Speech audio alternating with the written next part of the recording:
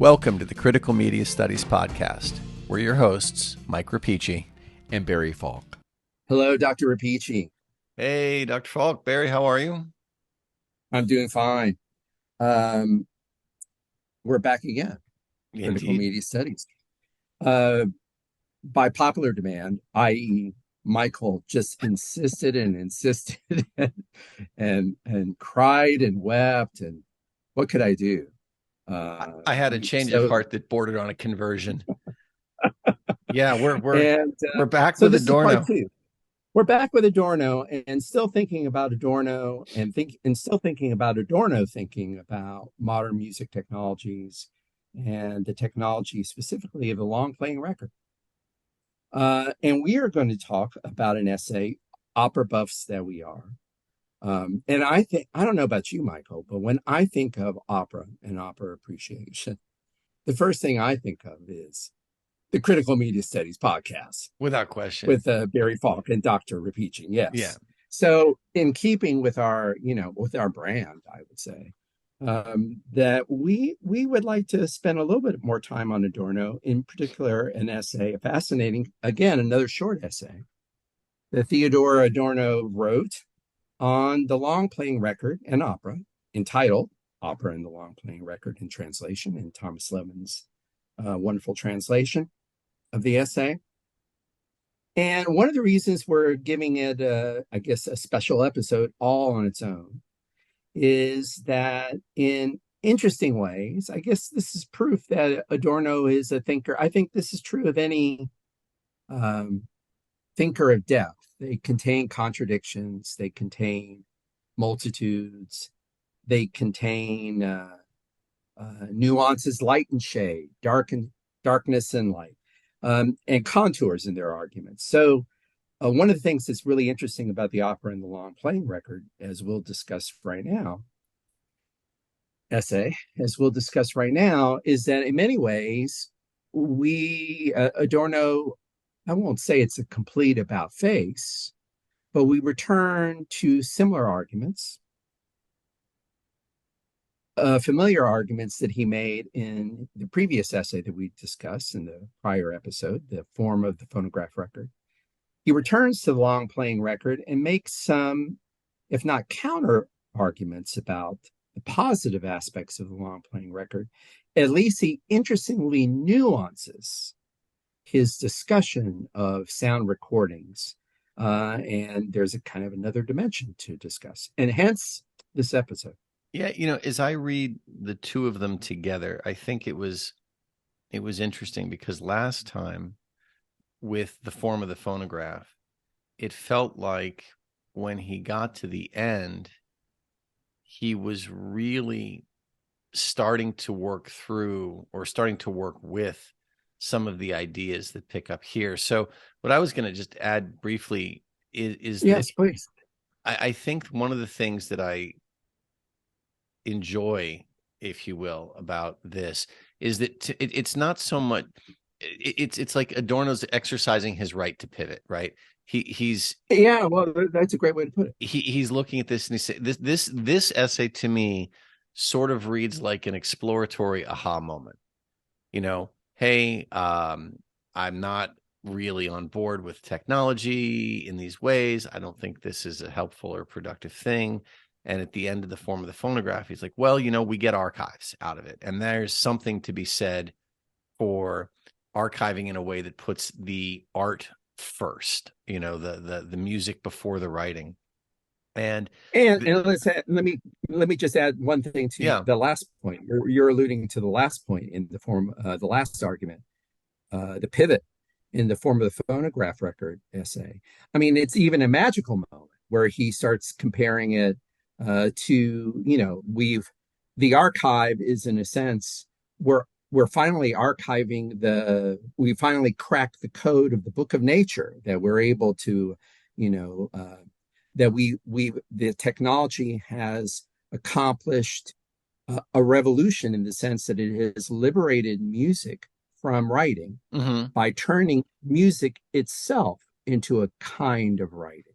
Right. So there are all these surprising, almost magical reversals that he ends with meditating on in the last essay. Yeah, and so this essay to me sort of feels like part two of that after a walk, right? Like let's let After these all, ideas okay. marinate for a bit. And okay, so we've got archival music.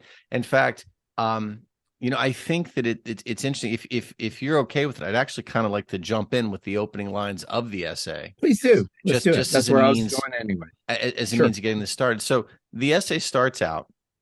He says, I mean, the very first line, in the history of music, it is not all that rare for technological inventions to gain significance only long after their inception.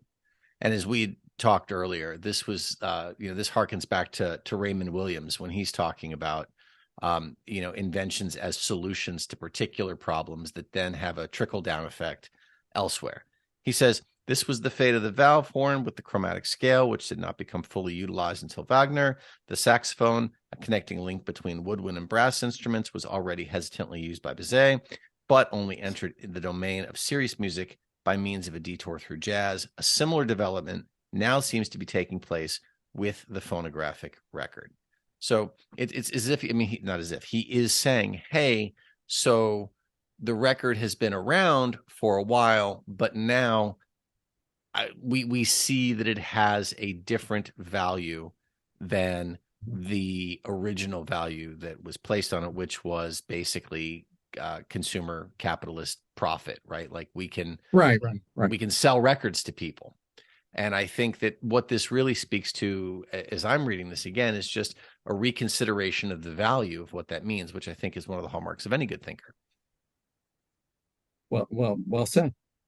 I'm going to throw in a quick what what would critical media studies be? Um, if I didn't throw in a meaningless digression, so let me at least get one in here Let's digress. before the episode gets cold.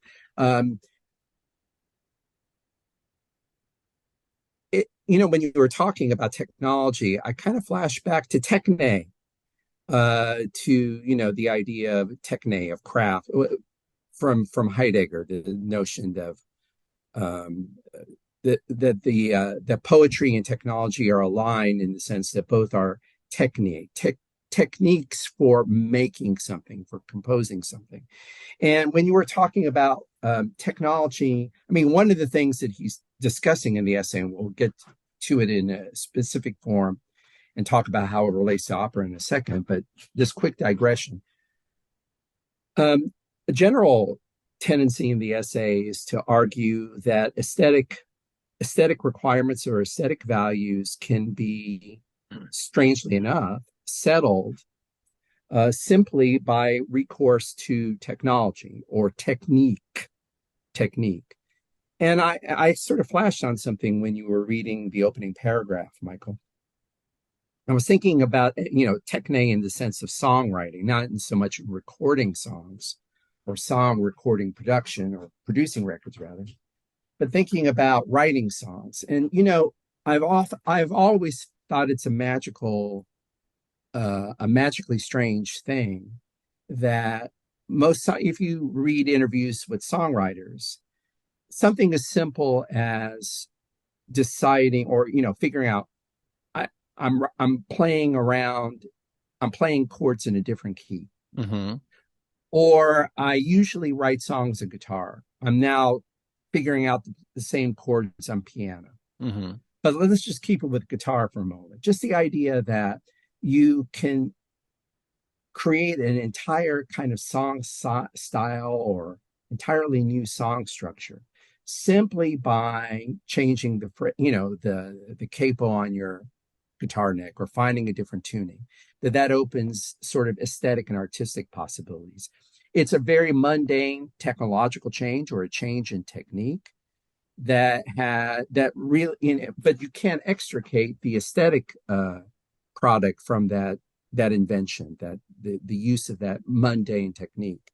And that's kind of the dialectic in this essay, which I think is really interesting. Well, so that artistic values and technological values, they're a mesh. They're not separate. Bear, I hate to break this to you, but this is very far from a detour, because if you look at the very next paragraph, he says, in music, technique has a double meaning. On the one Uh-oh. hand, there are the actual compositional techniques, and on the other, there are the industrial Yes. processes that are applied to music for the purpose of its mass dissemination. The latter do not, however, remain completely external to the music. We're talking about the convergence here. Behind both the technologico-industrial and the artistic discoveries, there is the same historical process at work, the same human force of production. That is why they both converge.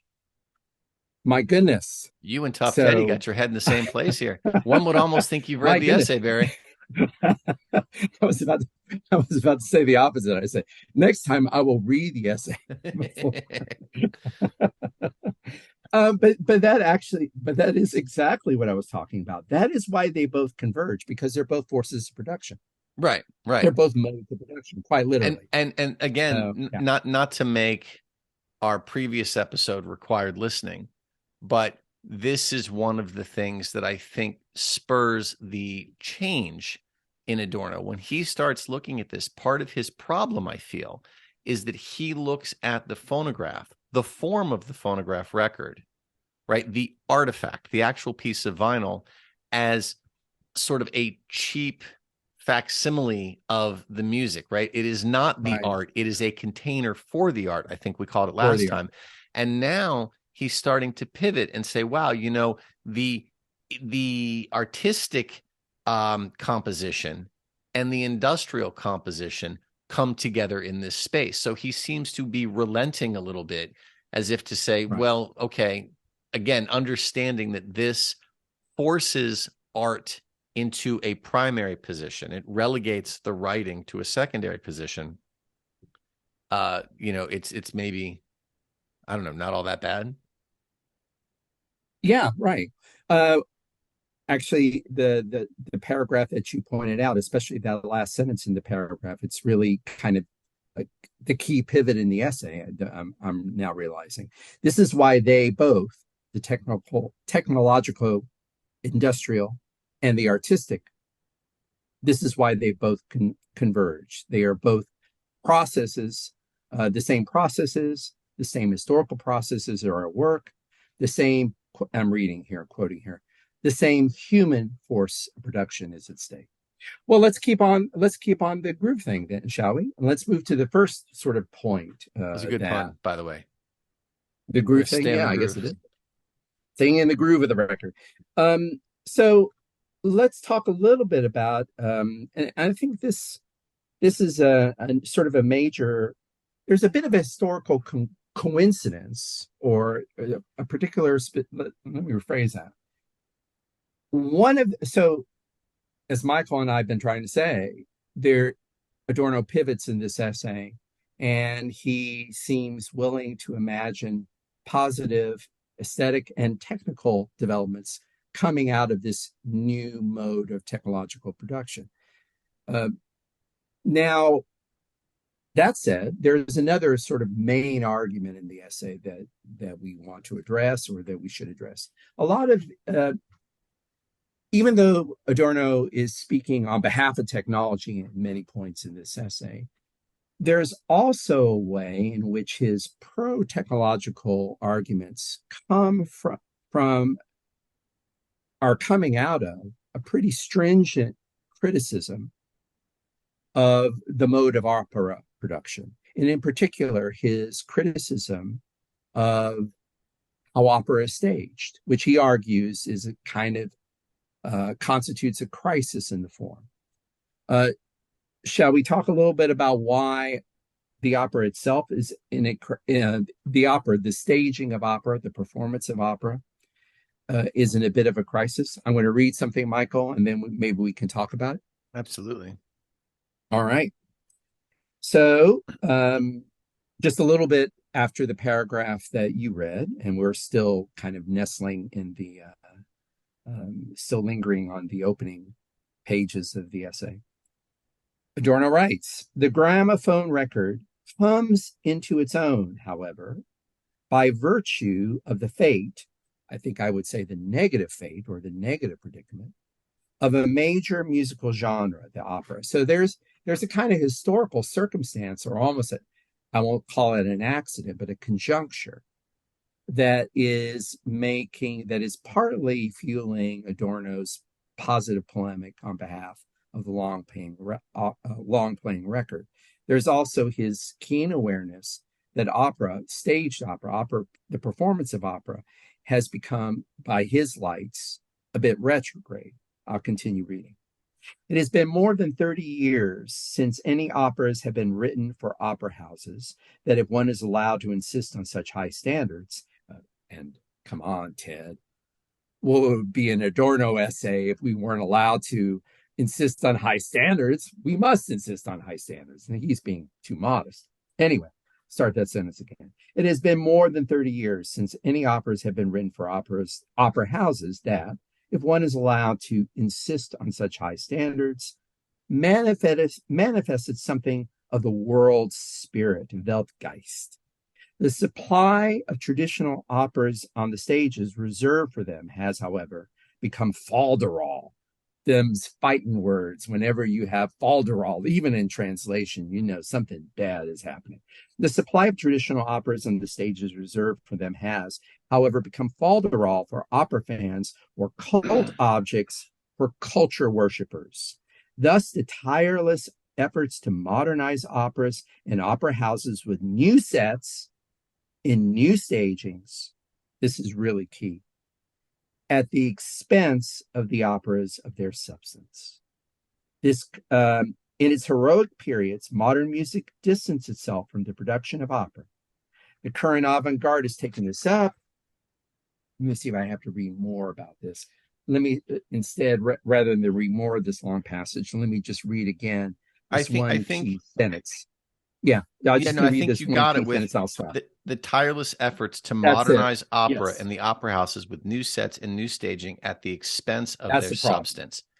Yeah, that's what I was going to reread. That's the problem. So let's talk about why. Yeah, so as I read this, right, he's basically saying the problem with opera is it's lost its way, right? Like nothing new is being written that is worth being performed.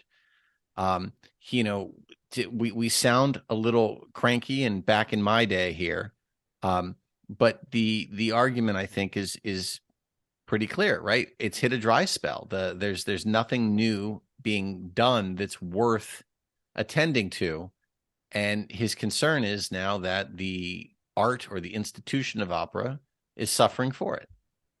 Right.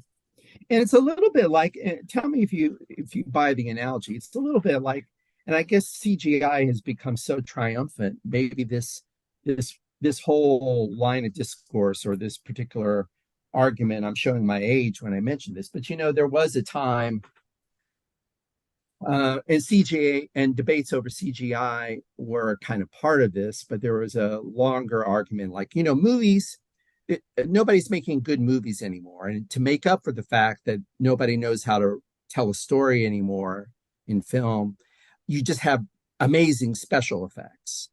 It's something like that, I think, is going on here, is that like you have a new set. So in other words, there's a dearth of inspiration. There's a dearth of real creativity in the genre, and people are covering it up. So it's a little bit worse. Like rather than just sort of say the art form's in crisis, what you have is that promoters and direct and producers are basically putting, staging dramatic productions with more and more attention to detail. They become more of a visual spectacle to the expense of the music, and so the music becomes secondary to the visual spectacle. I think that's a really interesting point that I hadn't thought of until you had said something. I think that part of the problem is that for Adorno, if you look at the line, right? Modernize with new sets and new stagings at the expense of substance. There's a tension here between the visual aesthetic and the auditory aesthetic. And his problem is that opera is now becoming a more visual medium. And if you look at it, and I'm not going to say this is right or wrong here, but it really clarifies things quite a bit, because vinyl is absolutely not a visual medium, right? I don't think we're sitting here flipping through the liner notes and looking at the poster, but it is a wonderful our my God, what's the Be help me with words? careful. Be careful. Careful. Words are hard. Um, it is a wonderful auditory medium, right? And so it preserves what he cares most about, and it absolutely Right. erases his problem. So Right. the other Right. thing, and again, I hadn't thought about this, but what the record would do is it would completely do away with the visual component, which he just has no time for. And he says, so it's Well, there is and let's say that. I mean, can we say this? you I say noticed almost that anything. aspect. I've said almost anything. um, I what was I going to say? No, I remember the I had noticed a kind of puritanical aspect to this. Like, in this essay, you really get a little bit of Adorno the Puritan, or another way of thinking about it, maybe that actually would be the antithesis of the Puritan tag, and maybe more fair to Adorno, is that he is such an uncompromising idealist or aesthete that he cannot stand the idea, as you put it, of sacrificing the auditory pleasure to the visual pleasure. And so there's a real critique of visual pleasure for its own sake in the stage. And in a sense, I think you could say it's on the verge of being puritanical or kind of obsessively idealistic. On the other hand, in the sentence that we read, it's very clear that the newness, the novelty of these effects, the novelty of the production techniques, the novelty of the sets, and I assume partly what he means is more opulent, like more money is being thrown into stage design, into set design. More money is being invested in costuming. So, right. Mm-hmm. So to be fair, what he seems to be talking about is a kind of hypertrophy of the visual that is very determinedly put there to sacrifice, to distract the audience from, really to distract the audience from what their primary the primary purpose of being in a music house, to hear a musical performance, Right. And to hear the singing. the counter argument to this would be that this is so much filigree that enhances the whole Yes, performance. And but he's not here for that. he's not having it. No. He's not having it.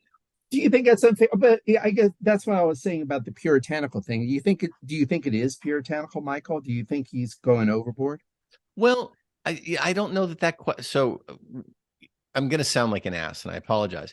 I don't know that question matters, Mhm. because I think that for him, if you sit back and you close your eyes and you get truly lost in the art, that's bliss, right? And so is it wrong for him to say, look, this should be primary for you? I think that for him, it's a valid argument. Is he puritanical? Maybe, but he's not wrong. So I agree. I don't like and my it's question. that's a Don't very answer my question. I unsatisfactory don't answer. like my question. I don't like my question. I retract my question. Let's Right. move on. Yeah. No, Well, I didn't want to cut off. I didn't want to cut off. You had another thought thread. I just was retracting my well, question. I'm thinking this is Mhm. neither here nor there, but I'm thinking, would his response to a video recording, see, I think that would bug the hell out of him. Like, we don't want the visual. Doesn't matter how good the sound is. Well, okay, Michael, you more finely tuned my question. So let's linger with my question now that you finally tuned it. And I'm going to hopefully ask my question better this time, so that we can both sort of think about it and contemplate it and see if it's a real question. There's obviously a critique of the visual going on, and I guess the question that I'm wrestling with is how far he takes it.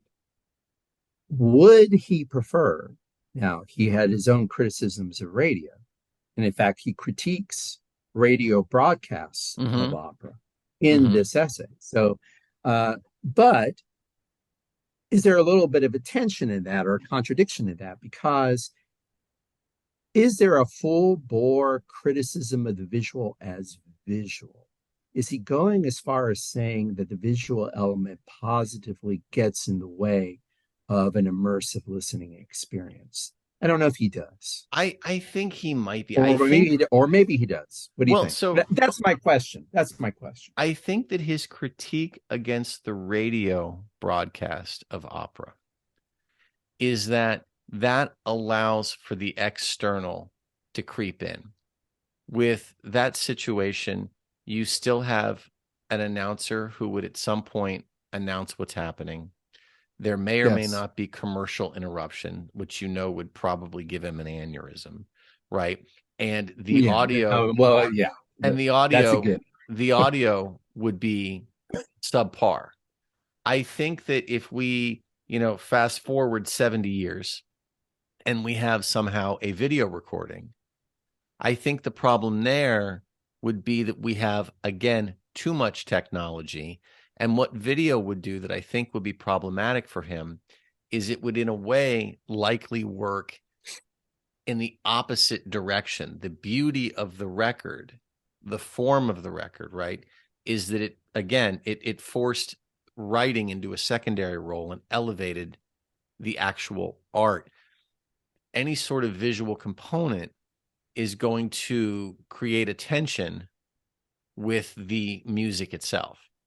And so what you have here, it's like this weird thumb wrestling of the arts, right? Like, is the visual art going to somehow detract from the musical art? Is the staging, the organization, the aesthetic? I mean, there's a number of different things in play, and I just don't think that he wants to, if you'll pardon the saying, share the stage, right? Like, it's one thing. I mean, in a way, if you think of it in terms of what gets to be front and center, Mm-hmm. then with that hides technology and forces the art into the center. Like, technology, I think, is fine Right. as long as it is a supporting structure, a background, and lets the art do its thing. I mean, that's how that would be my best guess at an answer for this. I think in preparation to our okay, well, we're going to shift to another. We're going to shift to the I guess the final set of arguments in this short essay. But you brought up something here that we're going to turn to more specifically in a moment. But let me address it now.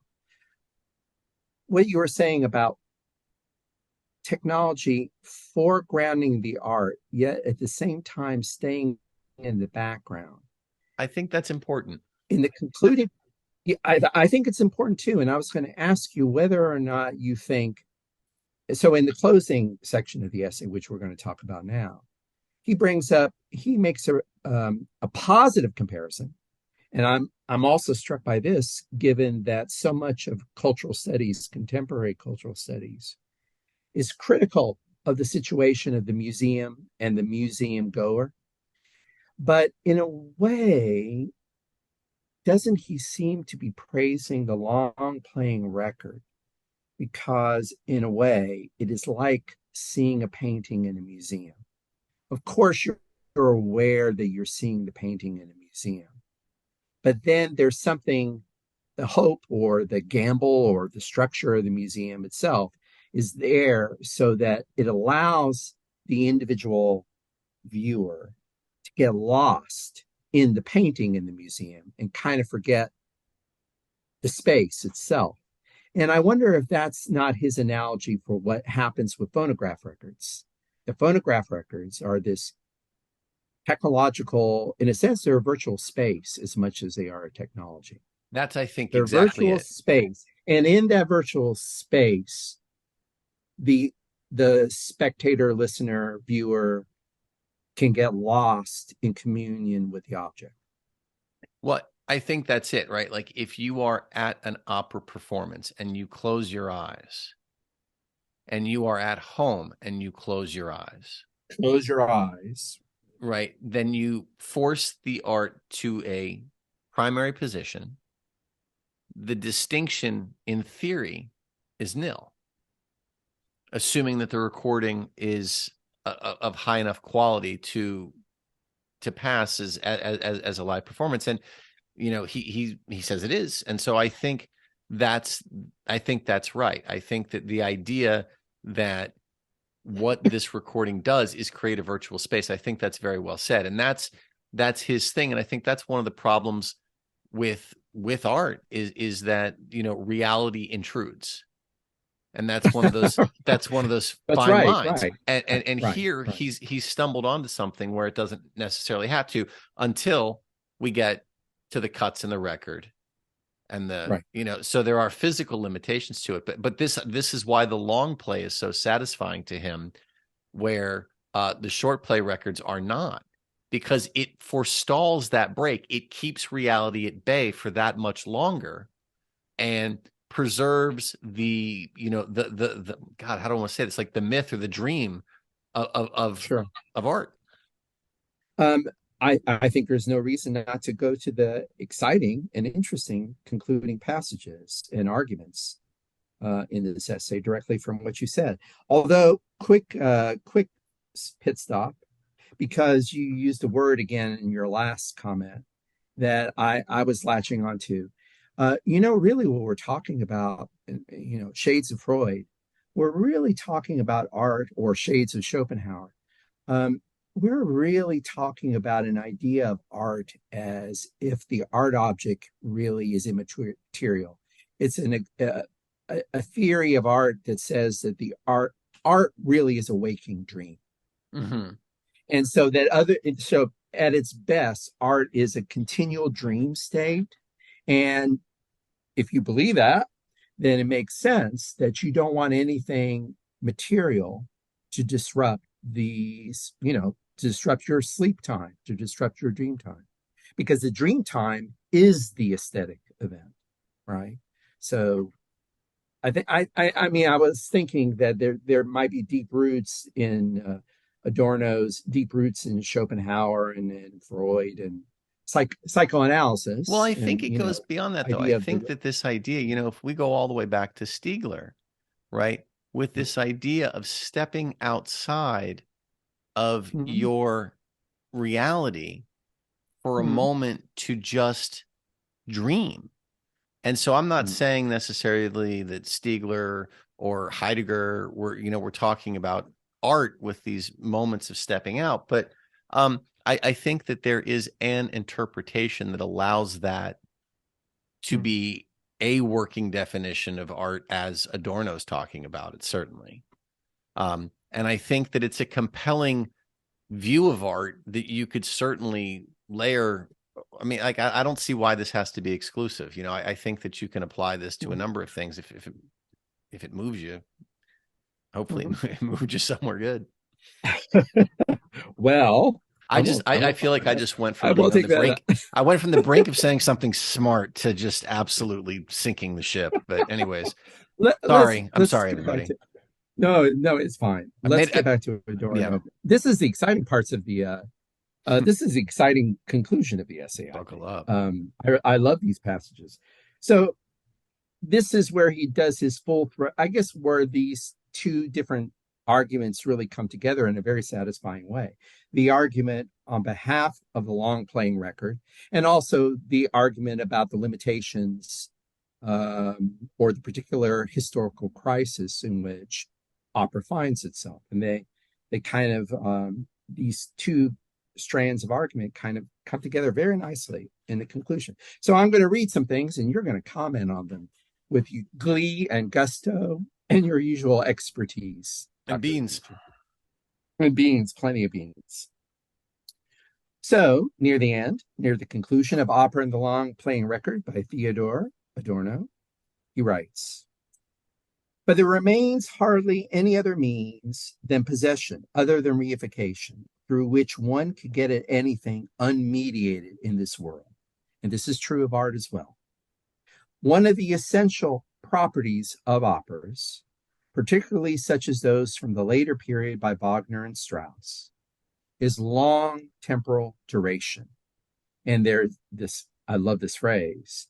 These recordings, these operas rather, they are sea voyages, he writes.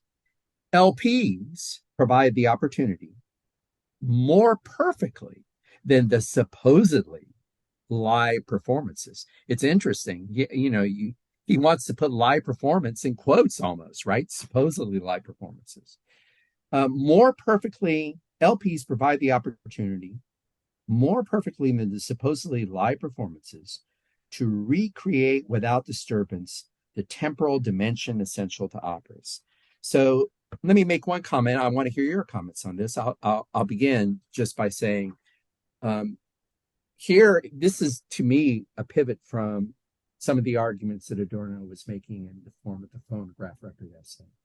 Where at some points in that essay, Adorno was criticizing phonograph records for being he was thinking a limitation of phonograph records is that listeners can do what they want with the recordings. They can interrupt the recording. They can, they can stop it, and they don't have to, they can put the music on while they're doing the dishes. And Adorno is going to handle that, or doesn't like that. He seems to pivot here and say that, and say something quite different, that, well, we have new technology now that allows us to record with greater fidelity, even these later period operas by Richard Strauss that are of long temporal duration. They are sea voyages. And the kind of attention, concentrated attention that you need to give them, you're better off accessing that or using the record player as your mediator. Remember that first sentence I read. You have to get through something. You have to get through media. You have to approach everything in this world through mediation.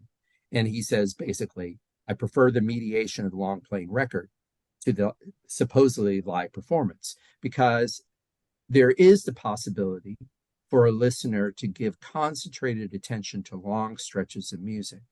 And now the technology, rather than making a mockery of this, is in fact enabling this kind of concentrated higher attention. Do you have a comment, or do you want me to continue with the next passage that no, I think sort the of next talks about passage, the museum? Yeah, no. So, well, actually, no. I do want to jump in here. I'm trying to make sense of this a little bit, and it's not that what he's saying is problematic. I think that's clear enough. My question here, if he goes down a little bit further, and so I have a question for you about this. He says, looking back, it seems as if the short playing records of yesteryear, acoustic daguerreotypes that are already now hard to play in a way that produces a satisfying sound due to the lack of proper apparatuses, unconsciously also correspond to their epoch, the desire for highbrow diversion, the salon pieces, favorite areas, and the Neapolitan can't read. Sorry, my eyes are semi-hits, whose image Proust attached in an unforgettable manner to O Solo Mio.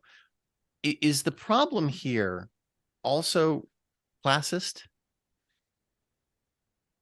He doesn't like the middle brow. Yes, he is saying that the initial. So let me rephrase the question. Let me rephrase the question for a second. I'm wondering if the problem is not so much the problem. His concerns are tied up in form. Like, one of the things that got me at the beginning of this was, why opera, right? Like, what is it about opera specifically?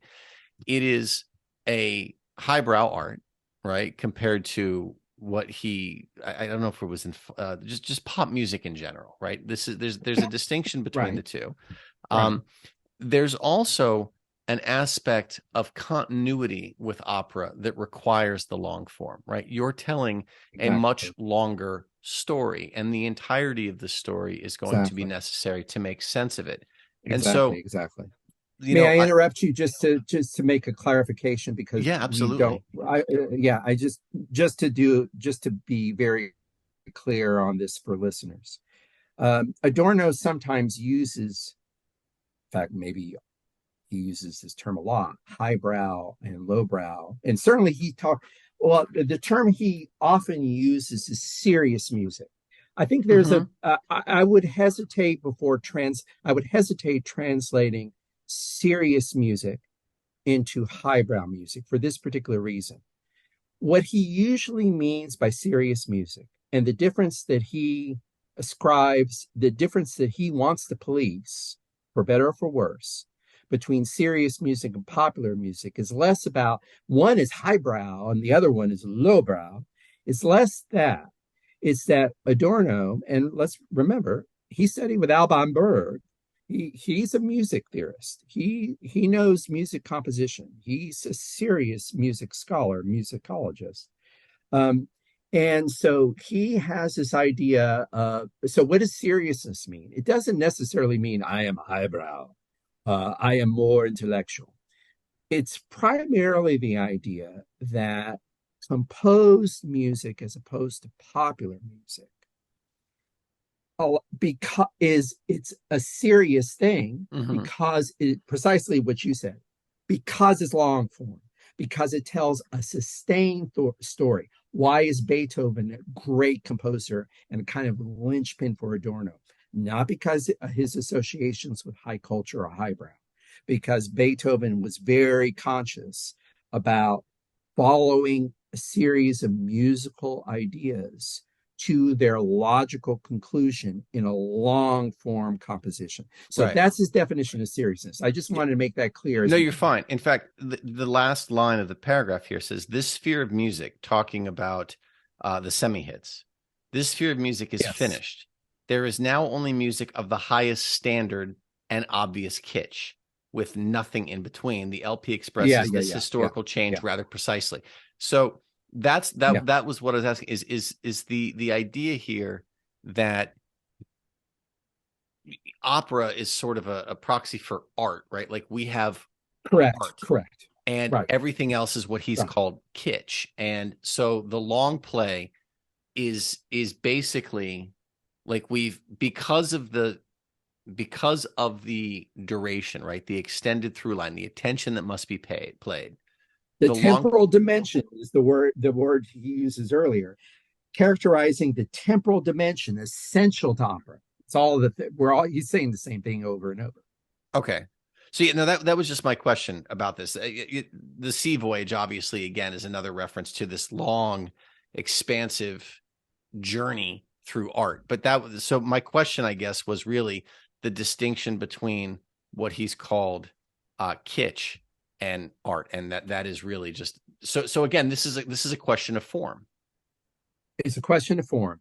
And insofar as it's a question of form, it requires two things, right? Sustained duration, And which attention. he talks about, Hmm. and sustained attention. And those two things are going together.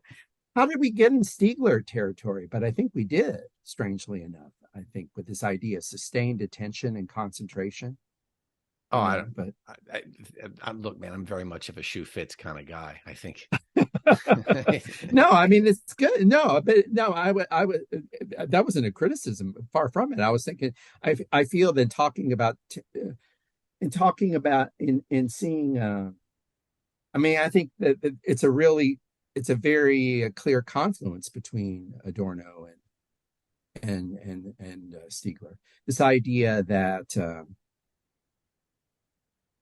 there's something kind of the aesthetic, the intellectual, the philosophic, they all converge in this idea of sustained attention, sustained concentration, as opposed to being distracted all the time, right? So should we now start talking about Simone Weil as well with attention and we art? I might, mean, we might, we might, we might. But rather than do that, how about let's just finish off here. And I just wanted to draw attention to one last thing in that closing paragraph. And I think we had talked about maybe bringing up the MP3 while we are talking about so we'll do that afterwards. But I just read this final passage from the closing section of Opera in the Long Playing Record. This is the place where, since we had tagged it earlier, this is the passage where he starts talking about the aesthetic affordances that the long playing record allows listeners as opposed to spectators or listeners at the opera house, and how he compares it to the experience of the museum visitor, the museum goer. So I thought I would read that. The form of the LP, and can we add some of the words we've been using before? Long form, you know, the long form of the LP makes it possible. In fact, you really do. I really do want to add like long sustained form, right, of the LP. That's really what we're talking about. The form of the LP makes it possible for more than a few musically engaged people, such as Adorno, to build up such a museum for themselves. So a kind of museum of the mind, an opera house of the mind. Nor need they fear that the recorded works will be neutralized in the process. Technology is an enabling thing. That the recorded works will be neutralized in the process, as they are in opera houses. Similar to the fate that Proust ascribed to paintings in museums. These recordings, long form recordings, LPs, long playing records, awaken to a second life. And here he gets all tingly and fuzzy and warm and fuzzy. Let me go back and read that again. These recordings awaken to a second life in the wondrous dialogue with the lonely and perceptive listeners, hibernating for purposes unknown. This beautiful passage of like the artwork being activated, like it's sort of dreaming, it's sort of sleeping until the visitor comes to see it in the museum, and then all of a sudden, the artwork rouses from its hibernation. It's this beautiful image, right? Or scary image. I don't know, but I think it's pretty. So, any comments on that? Or then, if not, I'll move to our final question point or discussion point. No, I think this is. I think that this we've actually kind of hoed this row already, right? Like the LP enables us to create this virtual space. Where we can recreate the museum. That's the comparison here that I think works. So let's move through to the end. Well, then, so Michael and I at the beginning in our pre-recording, we were talking. We were speculating, and so I'm going to ask Michael this question, and we will entertain it to death until we get to the end of the episode. No, we came to the question. I think Michael, you posed the question of, so what would Adorno think of the MP3? And is the MP3 the counter, the binary opposite of the long playing record as he is sort of imagining it? So there seems to be a philosophy of, let me sort of try to recap and summarize some of the main points here in terms of the essay, and then and do that as a way of sort of posing the question for Dr. Rapici. So I'll try and recap briefly. There seems to be a particular philosophical significance to the long playing record that Adorno is articulating in the essay. And the philosophical significance of the long playing record is that now the technology allows better fidelity for really long playing records. Better fidelity on a long playing album means more music in the grooves, which means more time for the listener to get lost at sea in the music before they have to turn the record over.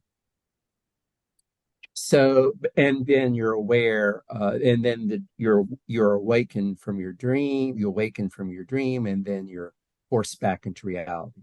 So that the philosophical significance of the long playing record for Adorno seems to be its ability to sustain the dream and project the dream and enable the dream and sustain it for a long bit of time. And also allow yourself to study the music, not just immerse yourself in the music passively, but to engage the music, to study it, to go back and revisit and relive things. So there seems to be the long playing record in this particular essay seems to have a specific philosophical affordance. It seems to allow you certain things, and it seems to have certain philosophical capabilities. So Michael, you brought up the question of the MP3, which would be obviously shorter duration. Is that the opposite? Is the MP3 the the binary opposite of the it's the philosophical meaning of the MP3 is that it is the counter, the absolute counter, the binary opposite of the LP philosophically conceived. See, maybe. When I first thought about this, I thought, man, Adorno would hate this, right? Because we think of the MP3, we think of it as, 3 minutes, 3 minutes, 3 minutes, right? The MP3 is the thing that destroyed, or as we understand, is the thing that destroyed the album, right? And the album is the art, and that's the problem. I think actually that the problem would be elsewhere. I don't think that the problem is necessary in duration, because you can have a 5-hour long MP3 recording. There's no reason you couldn't do it. The problem, I think, is actually with the technology, right? The beauty of the phonograph record for him is that it enables you to, I'll just use it, right, recreate your museum. Okay. But there is still, with the phonograph, a certain level of attention that requires you to be there, right? You have to turn it over at a certain point. There is also a certain physicality to the MP3, or excuse me, to the phonograph, A lot of physicality, which a I think lot is of it. significant, because it creates the structure of the museum in a way, to extend this metaphor. The problem with the MP3, I think, is that it would frame the music, like the insane level of portability, right? The complete lack of physical substance would, I think, relegate the music to a secondary status again. You'd do dishes, you'd get up and you'd go for a walk, you would do other things.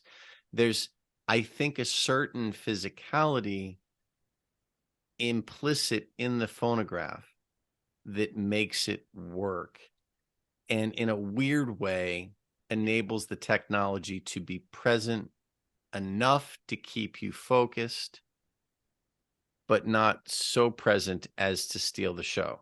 I think that digitized, archived music is too physically lacking, and as a result, something else would fill that space, and then the music would the art would no longer be primary. That's my off the cuff thought. As you were asking the question, I was just thinking, wow, there's too many things we do when we listen to music right now, right? As I would guess that most people listening to this podcast right now are doing something else. Are jogging. Yeah. Now, I don't know that we're art, but at the same time, the form is still one that really invites.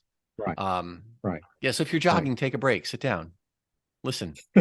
It's hard. Well, yeah, this is getting back to multitasking, another earlier episode, but okay, I like that. I like that. In fact, I jotted something down while you were talking. I started coming up with here's my own formula, sort of inspired by what you said. Not sort of, directly inspired by what you said. That I think you really hit the key point about the MP3, and I'll get to this in a second. So I think I put it down these words in a row in terms of the record album, describing the long playing record. Long playing record equals archive equals museum. What's something that's all those things have in common? As you said, a kind of physicality. Mm-hmm. They're spatial metaphors, right? So the long playing record, the archive, the museum. We're thinking of we're not thinking of digital museums. We're certainly not thinking of digital archives. The long playing record belongs to the archive and the museum in its material form, in its older, 19th century, 20th century material forms. As you were talking, I am convinced that the MP3, what it philosophically signifies, and remember, that was my question, though, and I think that's the way in which you answered it. We were talking about the philosophical significances of these technologies. I think the philosophical significance of the MP3 is its portability, i.e., its immateriality, its non-materiality.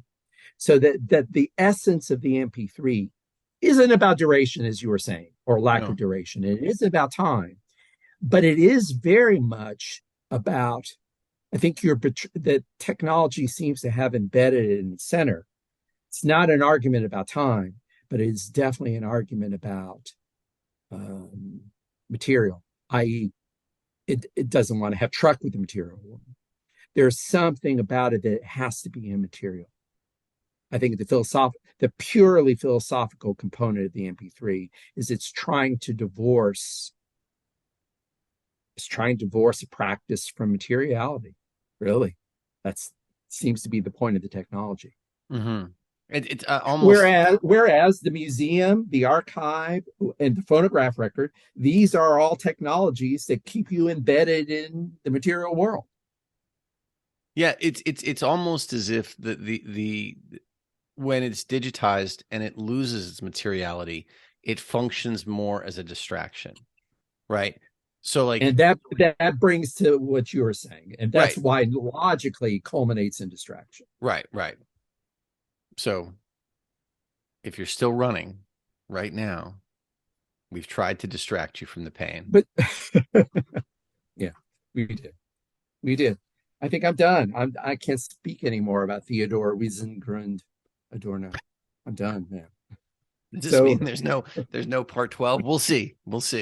Well, we might talk about the curve of the needle, or maybe not. Maybe we'll see. Well, I think this was I hope our listeners like our discussion. I thought this was. Oh, I absolutely enjoyed this. I think we hit the high points of the essay, right? Right. No, I think this one and the last one, I think were good because there was I think a nice process of discovery as we walk through. It's not the kind of thing where we're making any revolutionary application to this, but I think as we unpacked it, we got to a nice place with it. I think that Adorno went on a little journey of discovery here with the phonograph, and I think we followed him well. We went along with him, and you came with us, by God. Barry, thank you as always. That's it. We're done. All right, we're done. Take care. Michael, thank you for the conversation. Absolutely. Michael, thank you for the conversation. Talk to you soon. Take care. Bye-bye. Thanks for listening to the Critical Media Studies podcast. To find out more about the show, check out our webpage at criticalmediastudiespodcast.com.